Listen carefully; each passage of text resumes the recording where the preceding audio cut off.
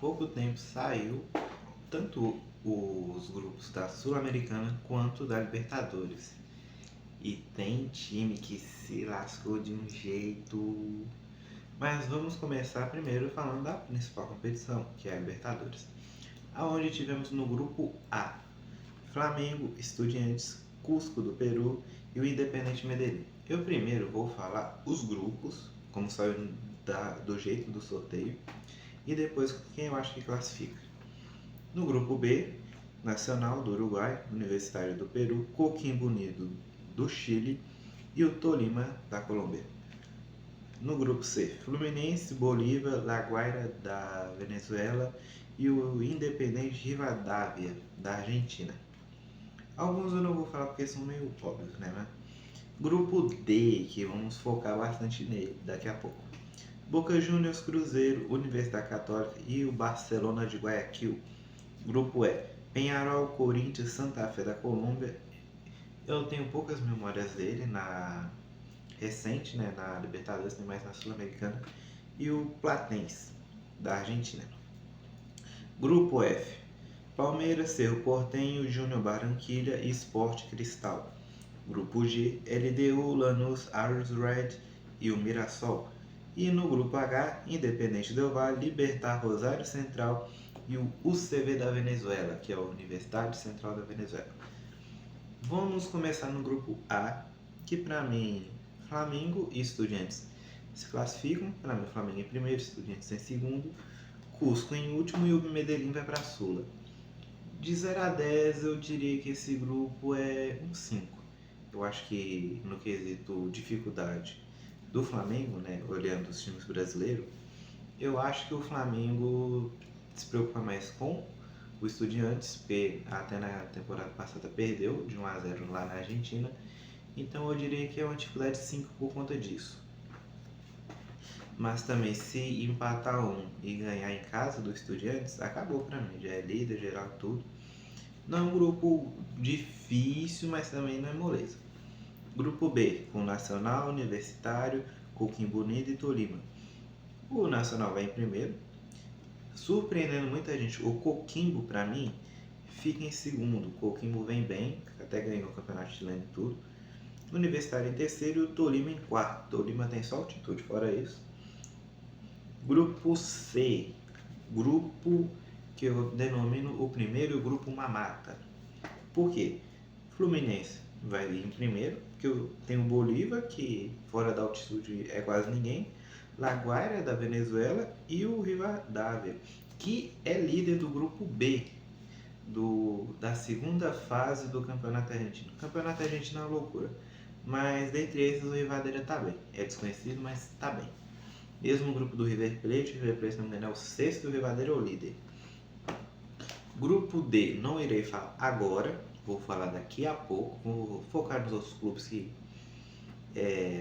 para focar mais no Cruzeiro, vou comentar dando as pinceladas nos outros times, mas o C, dificuldade, nível 2. O Bolívar, por conta da altitude, o Rivadavia talvez surpreenda, o La Guaira, porque na Venezuela é meio um clima hostil assim, pelo que está passando, né? Mas no geral o Fluminense tem que ser líder, ele tem que ser líder. Grupo E, com Peñarol, Corinthians, Santa Fé e Platense. O Corinthians, eu acho que ele se deu um pouco mal. Por quê? Peñarol, muito difícil. Porque o Corinthians também não tá aquilo tudo, mesmo vindo de uma sequência boa, mas tem o Platense, que tá um time bem irregular agora, bem regular na Argentina, e o Santa Fé é uma surpresinha. E eu ainda coloquei que classifica junto com o Peñarol. Eu ainda tô na dúvida, mas eu acho que o Platense fica em terceiro. Mas o Platense pode roubar a vaga do Corinthians. É um grupo que pro Corinthians ele é meio desconhecido, mas diferente do grupo que eu vou citar agora, mas o do Palmeiras, diferente do grupo do Palmeiras, o grupo do Corinthians é meio desconhecido, alguns times, mas que estão jogando bem. Então eu diria uma dificuldade nível 8. Porque é time jogando bem que você não conhece muito. Então, por não ser tão grande assim, é meio assim, né? Tá jogando bem as equipes.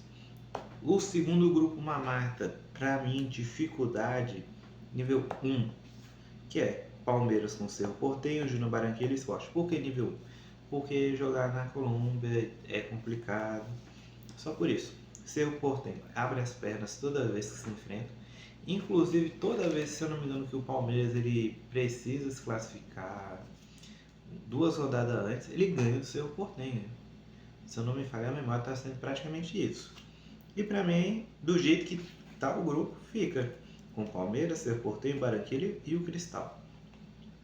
Grupo G com LDU, Lanús, Altos Red e Mirassol. Assim como o Corinthians, o Mirassol se fudeu.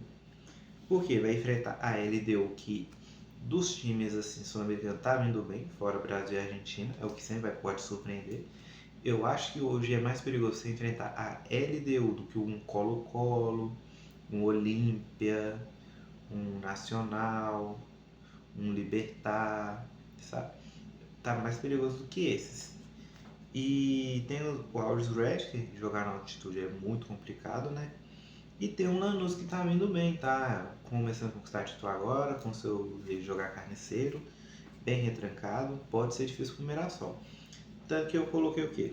LDU líder, Lanús vice, Mirassol indo pra Sula, que tem mais chance de ganhar, se bem que esse na Sula tá um pouco complicado, e o Always Red indo só para cumprir tabela.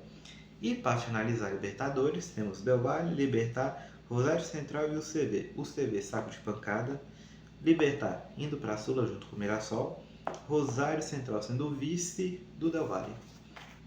Tá. E o grupo do Cruzeiro? O grupo do Cruzeiro é chamado de o grupo da morte, por muita gente, porque tem o Boca, tem o Barcelona e tem a Católica. Bem, o Cruzeiro, ele não sei se entra como favorito. Por ser um grupo da morte, meio que não tem tanto favoritismo. Mas olhando hoje o Cruzeiro, assim, desconsiderando o Arthur Jorge, eu diria que ia cair. Inclusive, eu ainda coloquei que eu acho que Boca líder, Barcelona em segundo, Cruzeiro em terceiro e Católica em quarto. Por quê? Eu não estou colocando um potencial no Arthur Jorge. Um potencial do que exatamente? Que ele pode fazer, por exemplo, o Matheus Henrique é um jogador polivalente. Ele pode potencializar o Matheus Henrique. Eu não estou colocando isso.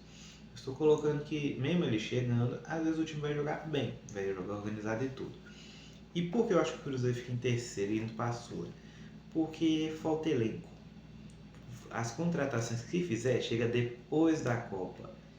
E depois da Copa a gente não sabe se o Cruzeiro vai jogar a Copa Libertadores, no caso a Copa do Mundo que eu me refiro. A gente não sabe se o Cruzeiro vai jogar a Copa Libertadores ou a Copa Sul-Americana nos playoffs. Porque o elenco do Cruzeiro é um elenco enxuto e com peças que quando entra a qualidade diminui muito. Né? Por exemplo, eu sei que a comparação é difícil, né? Mas o Flamengo ele tem jogadores de níveis parecidos ou com características semelhantes. Então o time não sente tanto. Às vezes sente no sentido qualidade. Igual o Arrascaeta tem um passe melhor, aí põe o Paquetá que é mais técnico, mas ainda assim você tem um nível bom para manter o jogo. O Cruzeiro é tipo, tira o Christian, que joga meio que fica no campo para ponta, mas fica como meio campista, coloca o Wanderson, que é ponta, mas você vê ele na lateral ajudando o William, e é tal. Você tem o Arroio, que aí o substituto dele não tem, sem ser garoto da base.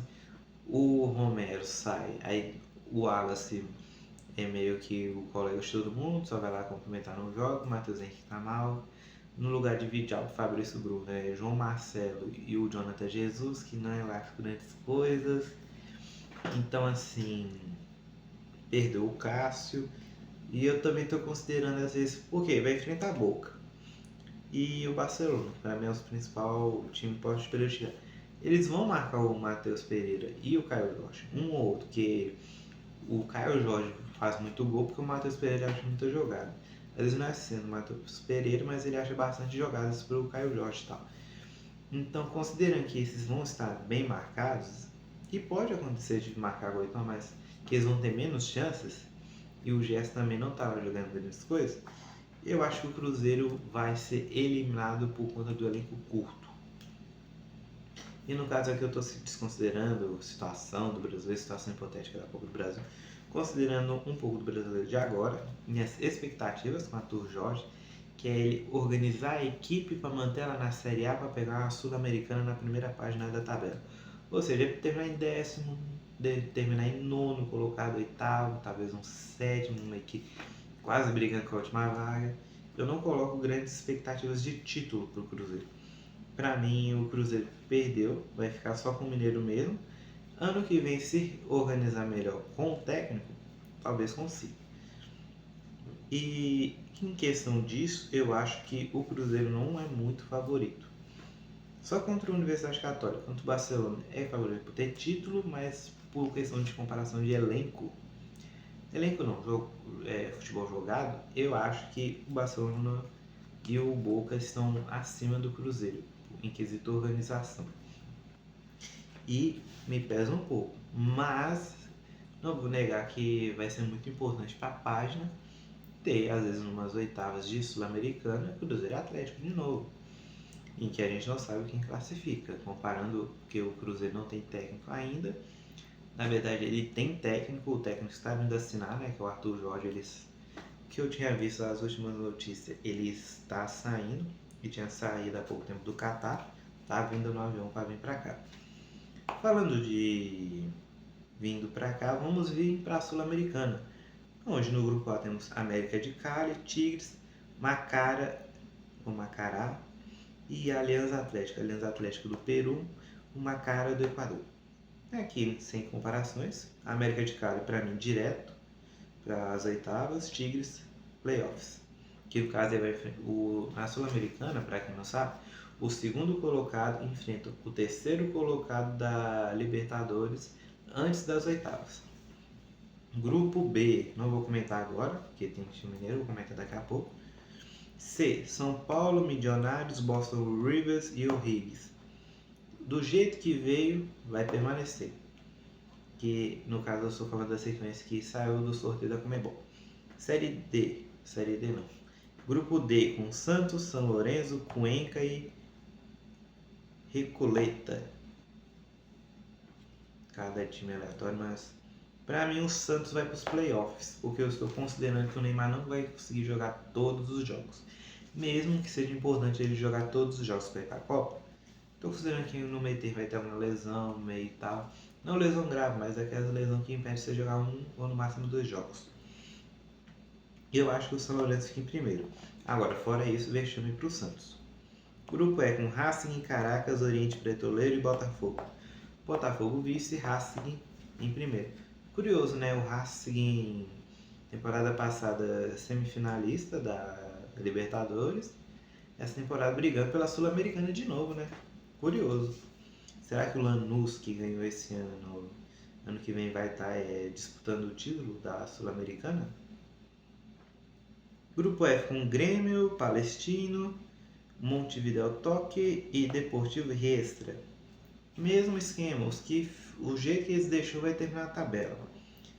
Talvez tenha uma briga, né, com o Grêmio, tem uma briga com o Palestino, mesmo o Grêmio não sendo israelense, mas acredito eu que o Grêmio vai, né? O Palestino, ele é chato, mas não é forte. Grupo G com... eu não estou dando números aqui porque, pelo amor de Deus, né, gente? Sul-Americana, né?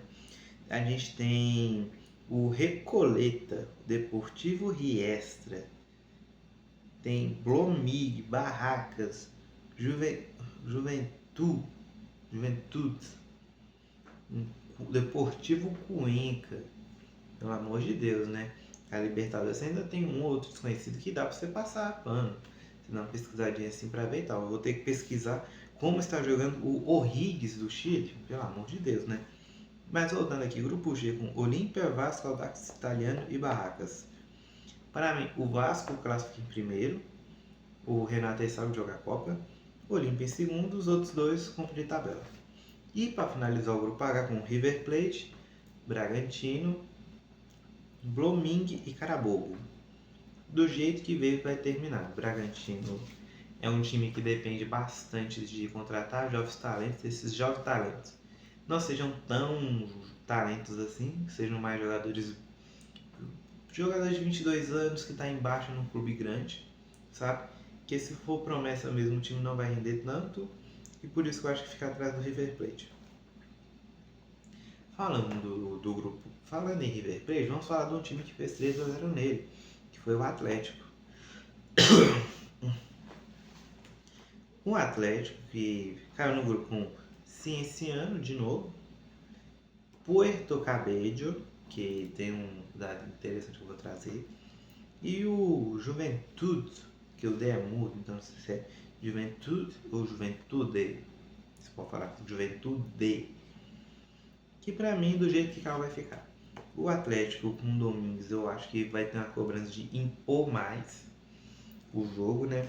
Mas acredito que do jeito que está jogando, com pequenas evoluções que vem demonstrando, mas refine-os técnicos para finalizar, o Atlético ele vai terminar em primeiro. Se ensinando que já enfrentou, então tem uma base para poder jogar. O Juventude, a logo, muito genérico. Só pesquisar. A logo é totalmente genérico, parece que você pesquisou logo de time de futebol e tá com a cor azul, branca e azul. E pronto, é o time, saco de pancadas na minha opinião. E o Puerto Cabello, que eu deixei até em terceiro, ele ano passado goleou o Vasco de 4-1 na Venezuela. Então não é um time tão besta assim, não é igual o outro venezuelano aqui, o Carabobo. Eles não são tão bobos assim. Não acho que o Atlético pode perder de 4-1 então, mas é um time a se observar. Diferente do seu rival, o Atlético caiu num grupo muito acessível, eu diria um nota 3, porque só o Cienciano, grande preocupação. Puerto Cabello, se der chance que eles marcam, então não dá chance, né? E o Juventude, vamos conhecer eles agora. Se você me perguntar algum jogador deles, eu vou chutar um Sanches, que é um sobrenome mais comum da América Latina. E a questão do Atlético dá para comemorar a classificação? Pelo que vem jogando, eu diria que comemorar cedo demais não, porque o estilo do Domingues ainda está dependendo muito que o time jogue bem, muito bem, sabe? Então, contra o Vitória, que o time perdeu de 2-0, entrou na roda do Vitória. Tomou um gol, tinha que criar, não conseguia criar, porque o time ainda sofre no quesito de ter ainda que, como eu vou dizer, um ataque não matador, um ataque que precisa de mais chances para poder matar. Por conta disso, então, perdeu por Vitória e é por isso que eu coloco aqui um nota 4. Acho que o Cienciano, muito trabalho, principalmente lá no Peru. Puerto Cabello, se bobear, vai tomar gol. Juventude, eu não vou mentir, não pesquisei muito nem nada. Só vi o escudo totalmente genérico. E eu acredito que o Atlético já está quase classificado. Tá, e as expectativas assim para essa competição? No caso do Cruzeiro, tem que esperar o Arthur Jorge chegar, jogar uns jogos para ver se o time vai melhorar e tudo. Mas, no geral, apostaria que o Cruzeiro vai perder aquele post, né? O único campeão que nunca caiu na fase de grupos. Eu acho que a hora chegou. Até ano passado era o único campeão das competições Comebol que nunca caiu. Caiu ano passado com o Jardim. Esse ano com o Português acho que cai também na Libertadores. O que para o Cruzeiro não seria algo ruim, porque ele pode de novo focar só no brasileiro, ficar bem e reorganizar. O caso do Atlético, eu acho que ele deveria tentar continuar prosseguindo no brasileiro e escolher ou a Sul-Americana ou a Copa do Brasil. Eu acredito que até no quesito marketing tudo, marketing, dinheiro e tal, talvez a Sul-Americana seria melhor um time misto, porque você ganha um tanto de valor bom e tal, mas não tem tanta visibilidade. Então focar na Copa do Brasil é melhor, mas aqui pôr um time misto. Só que eu acredito que o Domingos não vai pôr o time misto contra o Atlético, porque o estilo dele depende de velocidade. E os reservas do Atlético não tem velocidade. Me surpreendeu até o Hulk no último jogo ser titular, exatamente por conta disso. No geral, é isso, assim. Acho que as expectativas estão maior pro Atlético do que pro Cruzeiro. Pro Cruzeiro fica mais preocupação. Mas ainda é necessário ver como vai ser, né, a partida as partidas do brasileiro. Se não me engano, tem. Acho que falta 2 jogos ou 3. O Arthur Jorge deve estrear no último, para saber como vai ser. Eu esqueci de olhar a tabela, mas se não me engano, tanto Cruzeiro e Atlético estreiam fora de casa. Mas acho que no geral é isso, não tem muito mais o que comentar. A não ser que Fluminense e Palmeiras são obrigados a classificar em primeiro. Eu coloco essa obrigação para o Atlético também, juntando as competições, assim como o River e só. Dos times, acho que vamos ter bons confrontos. A Libertadores eu considero mais equilibrada do que a Sul-Americana, que tem mais times assim medianos, mas não é maior que o outro. E no geral é isso. Agora é esperar a competição começar. Para os cruzeirenses a preocupação. Para os atleticanos, eu diria uma tranquilidade maior. Mas ainda é aquilo. O Atlético está muito refém do ataque jogar bem. Porque se o ataque ficar encaixotado e o Atlético ser obrigado a criar, aí complica. Agora vamos nos ver no próximo fim de semana em relação a falar sobre jogos, para falar da estreia de Atlético e América na Série B, o jogo do Cruzeiro às 4 e no sábado o jogo do Atlético, se não me engano às 9. No mais é isso, um bom dia, boa tarde ou boa noite para você que está aí. Até amanhã.